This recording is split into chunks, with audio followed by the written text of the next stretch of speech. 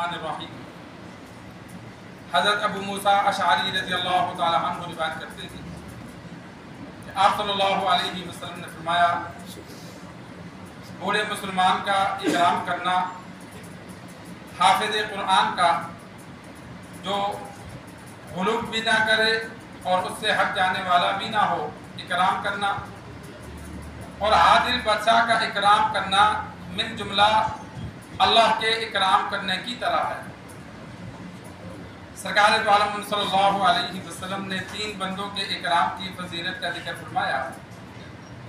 ایک تو بوڑھے مسلمان، زیادہ عمر والا، بڑھاپے میں چلنے والا، اس کا انسان اس کے بڑھاپے کی وجہ سے اکرام کرتا ہے، سفر میں ہے تو اس کو آگے چلنے دیتا ہے، سہارے کی ضرورت ہے سہارا دیتا ہے، گاڑی میں بیٹھا ہے سیٹ کی ضرورت ہے سیٹ دے دی، راستے میں پیدل چل رہا ہے اپنے ساتھ سوار کر لیا، آ گیا بیٹھنے کے لیے جگہ دے دی، کسی بھی طرح سے انسان اکرام کرتا ہے تو یہ اللہ تبارک و تعالیٰ کو پسند ہے، یہ ایسا ہے کہ بندہ اللہ کی تعظیم کر رہا ہے۔ اور ایک حدیث میں موجود ہے، آپ صلی اللہ علیہ وسلم نے فرمایا کہ جو بندہ کسی بوڑھے کی اس وجہ سے، اس کی عمر کی وجہ سے تعظیم کرے تو اللہ اس کے بڑھاپے میں ایسے بندے پیدا کرے گا جو اس کی تعظیم کریں گے۔ 2 فائدے حدیث میں بیان ہوئے، ایک تو یہ کہ اللہ عمر زیادہ کرے گا، کہ جب بوڑھے کی قدر کرتا ہے تو اللہ اس کی عمر زیادہ کرے گا، جتنا یہ بوڑھا ہے اللہ اتنی عمر اسے بھی دے گا۔ اور دوسرا فائدہ یہ کہ بڑھاپے میں جس طرح یہ لوگوں کا اکرام کرتا ہے لوگ اس کا اکرام کریں گے، اللہ لوگوں کے دلوں میں اس کے لیے محبت ڈالے گا، جس طرح یہ دوسروں کا احترام اکرام کرتا ہے تو اس کے بڑھاپے میں لوگ اس کا کریں گے۔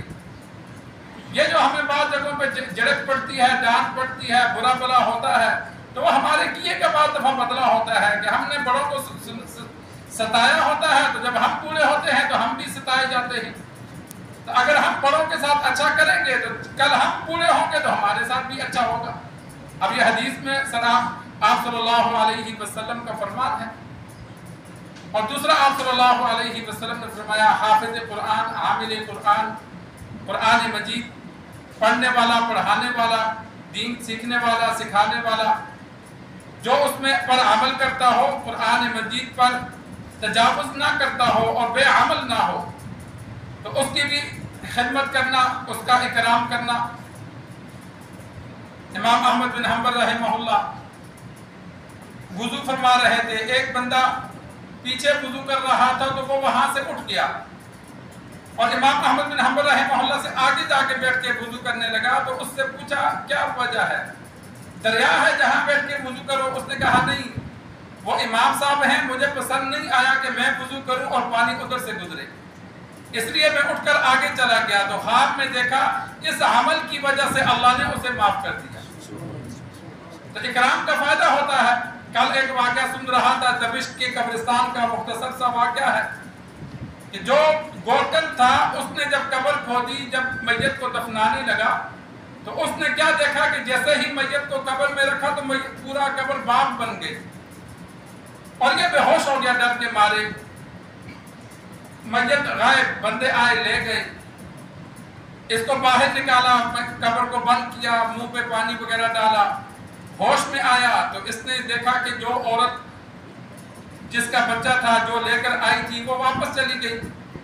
لوگوں نے پوچھا کیا ہوا؟ اس نے کہا میں نے ایسا منظر دیکھا، یہ کون ہے؟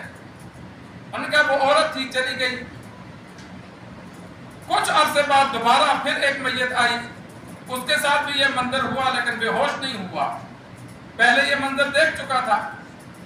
دفنانے کے بعد جب عورت جانے لگی تو اس کے پیچھے چل پڑا اور اس کو جا کر سلام دعا کی تو عورت نے کہا مجھ سے بات چیت نہ کر، میں غم میں ہوں۔ اس نے کہا نہیں، مجھے بتا یہ مرنے والے سے رشتہ کیا ہے؟